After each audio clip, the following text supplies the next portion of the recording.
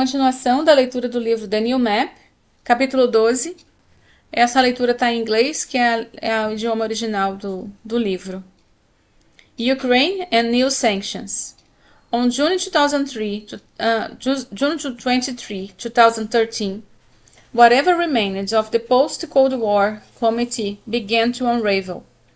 On that day, Edward Snowden, a disgruntled contractor from the U.S. National Security Agency, boarded a flight in Hong Kong for Moscow. He was not carrying a valid visa, but the Russians let him in. But he did carry something of enormous value, the keys to the kingdom of U.S. intelligence, vast amounts of files he had stolen from the NSA. From that would flow a breakdown and a crisis centered on Ukraine and its borders that would splinter East and West and jumpstart a new Cold War. The theft that a shock to the US government and the results devastating. A minor amount of what Snowden had taken related to communication between intelligence targets and US persons, the reason he gave for the theft. The great bulk, however, had to do with worldwide intelligence gathering, most of which was focused on terrorism and how to counter such threats as IEDs, improvised explosive devices, which were killing and maiming US military personnel. Snowden's presence in Moscow was facilitated by the Russian government. The source of that information was none other than Vladimir Putin. I will tell you something I have never said before. Putin told a press briefing on September 3, 2013. Snowden first went to Hong Kong and got in touch with our diplomatic representatives, who conveyed to Putin that an American agent of special services was seeking to come to Russia. Putin recounted that he had said that the agent would be welcome in Russia provided that he stops any kind of activity that could damage Russian-US relations. Moscow granted Snowden asylum, and Putin did add that he would have preferred not to have had to deal with the Snowden problem. It is like shearing a pig, like to cut the hair off a pig. There's a lot of squealing and little fleece. Others, however, thought otherwise, that the Russians must have gotten quite a lot of fleece from Snowden. For they reasoned, empathy for the whistleblower would have hardly been reason enough for Moscow to bear the political cost of offering shelter to Snowden. The cost quickly became apparent. President Obama was scheduled to meet Putin in September 2013 in Moscow for their first summit in 4 years. US-Russia relations had begun to deteriorate after the 2003 invasion of Iraq and had worsened with the 2008 Russian-Georgian War and the 2011 Arab Spring. While the Obama administration had sought to launch a reset in the overall relationship, personal relations between the two presidents had been brittle from their first meeting in 2009, when Obama appeared to have been seated in a kiddie chair, while Putin lectured him about the errors the United States had made in its dealing with Russia. In August 2013, after Snowden's defection, Obama had reciprocated like to do for in return, saying Putin's got that kind of slouch, like a body position, looking like the bored kid in the back of the classroom. Putin believed that the United States was intent on frustrating his overriding objective, the restoration of Russia as a great global power with a privileged sphere in the post-Soviet space. Yet, however, causing worry or stress the relationship between Moscow and Washington, a summit would have been a path for restoration, at least a modicum, like a small amount, of a working relationship. But once Moscow had granted asylum to Snowden, who had regarded as a perpetrator of the worst intelligence theft in US history, there was no way that Obama could meet Putin. The summit was cancelled. To add an extra sting, Obama would later dismiss Russia as nothing more than a regional power. Meanwhile, Ukraine remained caught between East and West. Ostensibly, it was about trade. Moscow was promoting what was called the Eurasian Economic Union, which would tie together the new countries for the former Soviet Union under Moscow's leadership, inside a common tariff system and unified economic space. But Ukraine was at the same time discussing with the European Union an association agreement for greater economic integration. There was a total incompatibility, indeed a fatal contradiction between the two sets of negotiations, because it was impossible to be inside two mutually exclusive tariff systems at the same time. In other words, if Ukraine completed its negotiations with the European Union, it could not be part of Putin's Eurasian Economic Union. Moreover, Ukrainian engagement with the European Union would have major geopolitical impact, drawing Ukraine away from Russia. The discussions between Kiev and the European Union proceeded on a rather technocratic basis, without much attention to the geopolitical issues. For the West, Ukraine was only one of many interested and that jostled, like to push forward, for attention in Brussels and Washington.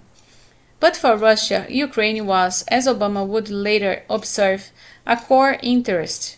In Moscow's narrative, it was part of Russia, going back to Kievan Rus and the Cossack Pledge of Allegiance to the Tsar of Moscow in 1654.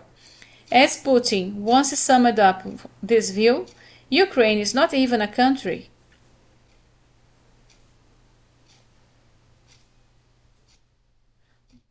What is Ukraine?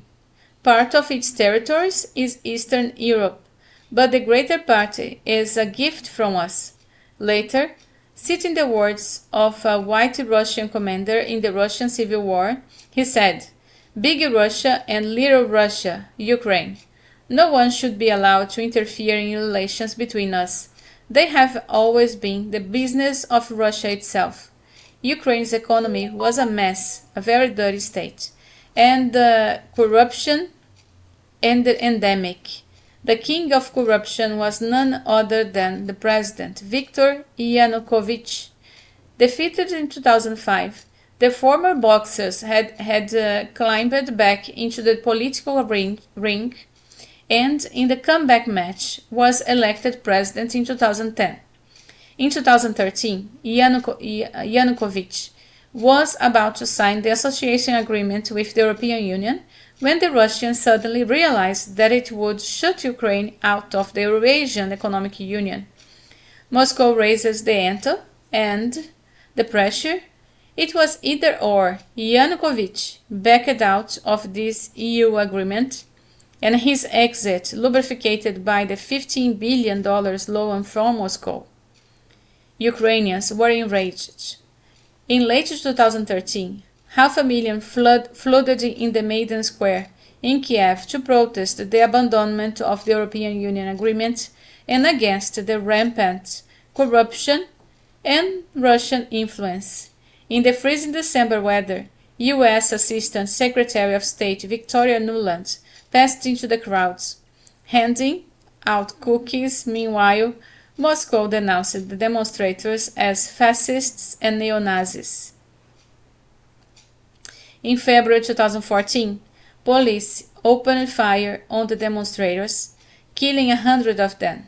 Civil war seemed imminent. 3 European foreign ministers hurriedly flew in the worked out a deal with Yanukovych and opposition politicians to hasten presidential elections. But the government was disintegrating. Yanukovych's own security details vanished. Yanukovych abruptly fled to Russia. The United States and the European Union immediately announced their support for the new interim government. One of its first acts was to ban Russia and the official language, a position that it had shared with the Ukrainian language. Russian was the prime tongue of many, particularly in eastern Ukraine and Crimea. This unfortunate mistake was quickly rectified, but it had a lasting impact. The Europeans prevented them from doing that, said Putin, but the signal had already been sent. While all of this was unfolding, the 2014 Winter Olympics was taking place in the snow-covered mountains above Sochi, in the south of Russia, a great celebration of Russia's return from the abyss of Soviet collapse. The chief celebrant was Vladimir Putin. The opening ceremony featured a sweeping musical tribute to Russian history. Many heads of state were in attendance, including Xi Jinping from China, but not Barack Obama, not with Edward Snowden, a guest of the Kremlin, and not in light of new Russian legislation on homosexuality that the Obama administration had condemned. Representing the United States instead was Janet Napolitano, a former member of Obama's cabinet and now Chancellor of the University of California. At some point, amid all the glory and glitter of the Olympics, the Russian government, presumably putting an inner circle, made a decision. Shortly afterwards, perhaps in accord with the pre-existing contingency plan, Little Green Men, paramilitary forces, appeared in Crimea, the large peninsula that juts stick out from Ukraine into the Black Sea.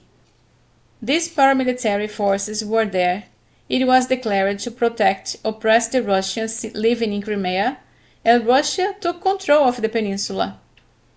Over the centuries, Crimea, with its balmy, semi-tropical weather in the summertime, had been the favorite vacation spot for czars and nobles, and then communist leaders, and also for millions of ordinary Soviet citizens.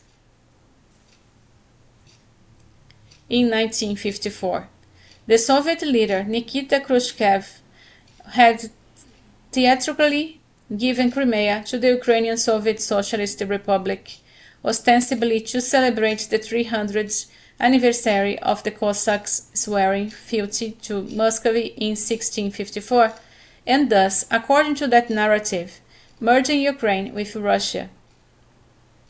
But Khrushchev was also seeking to ensure the support of the Ukrainian Communist Party in his battle for power in the aftermath of Stalin's death a year earlier. Of course, the gift of Crimea did not matter in Soviet times. It did matter a lot, however, when Ukraine and Russia became separate countries, and not just for reasons of nostalgia and holiday-making. The Crimean city of Sevastopol was the only warm water port for Russia's navy, which was there on a lease from Ukraine, like it's rented. Ukraine used to rent the port to Russia's navy. By the middle of March 2014, a Moscow-organized referendum in Crimea supposedly had 96% of the people voting to join Russia. The next day, Putin announced the reunification of Crimea with Russia. The United States and the European Union, taken by surprise, declared that Russia had overturned the accepted boundaries of Europe and imposed sanctions. The Ukrainians protested bitterly at the annexation.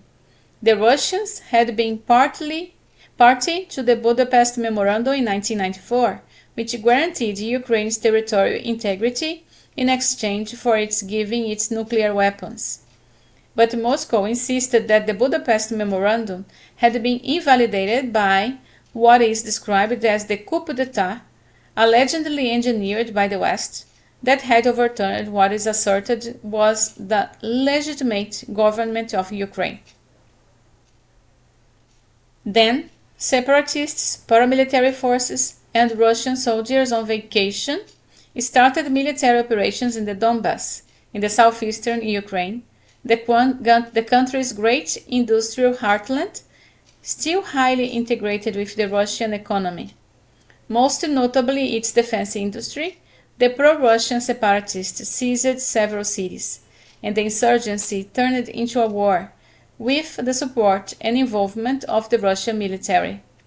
On July 16, 2014, the United States ratcheted up sanctions on Russia's financial, defense, and energy sectors. It was not clear that the Europeans, who would be more directly impacted economically, would go along. But then, the next day, July 17, a shocked world learned that separatists, apparently believing that they were aiming at a Ukrainian troop plane and using a Russian ground-to-air missile, had shot down a Malaysian airliner over eastern Ukraine. All 298 passengers aboard perished, two-thirds of them Dutch. The Europeans joined the new sanctions. In lieu of force, the sanctions became, in the words of Obama Treasury Secretary Jacob Lew, the centerpiece of the international response to Russia's aggressive actions in Ukraine. The war has dragged on ever since, with at least 14,000 deaths, widening the split between Russia and Ukraine and between Russia and the West. One set of sanctions was aimed at specific individuals and organizations that were judged to be either close to Putin or active in Crimea and the Donbass. A second set restricted Russia's access to the global financial system and its ability to raise money in international markets, and at the same time shocked off foreign investment into Russia. It made international banks very leery, feeling a lack of trust of doing business with Russia, for fear of running afoul of sanctions or inadvertently falling short on some compliance rule and becoming subject to multi-billion-dollar fines and public shaming. Such financial sanctions depend on the centrality of the United States in the global financial system and the world economy's dependence on the global dollar payment system that flows through New York, and the danger of being shut out of that system.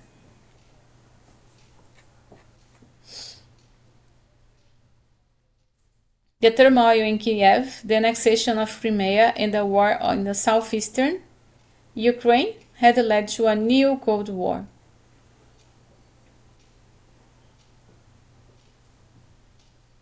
Yet there is a risk that the commanding position of the United States, derived from its capital markets and the dollar, could be eroded over time by the over-reliance on financial sanctions, because nations will find alternatives.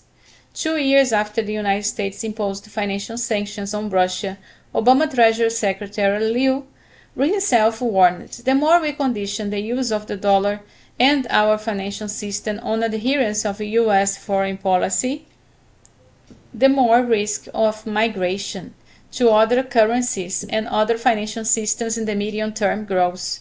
Such outcomes would not be in the best interests of the United States. The third set of sanctions was aimed at constraining Russia's energy might. Care was taken to construct sanctions that would not hinder Russia's current oil output, for fear of driving up a price of oil at the time when it was already high. Instead, they were aimed at the new growth areas that were deemed to require Western technology and partners. Western participation in the Arctic offshore was banned. Russia's vast Arctic shelf, in little explored, but it fought potentially to contain very large oil and gas resources. The U.S. Geological Survey concluded that an extensive Arctic continental shelf may constitute the largest unexplored prospective area for petroleum remaining on Earth, but for Moscow, more is at stake. Russia's advance into the Arctic is aimed at confirming its primacy in a region opening up to the commerce, and political competition, and that Moscow ranks as a great strategic importance. This was made more than evident a few years earlier when two Russian mini-subs planted a titanium version of Russia's flag in the seabed 14,000 feet below the North Pole. In response, the Foreign Minister of Canada, another Arctic power, snapped, "This isn't the 15th century. You can't go around the world and just plant flags and say, 'We are claiming this territory.'" But that is what Russia did. Also targeted was shale oil and Russia's immense non-conventional resources, including the huge Bazanov Formation under the West Siberian Basin. Whatever the potential, for a long time there was no technology with which to successfully produce from that complex geology. But the shale revolution in the United States provided a possible solution for the Bazanov, horizontal wells, and multi-stage hydraulic fracturing. It was not just Russians who came up with that idea.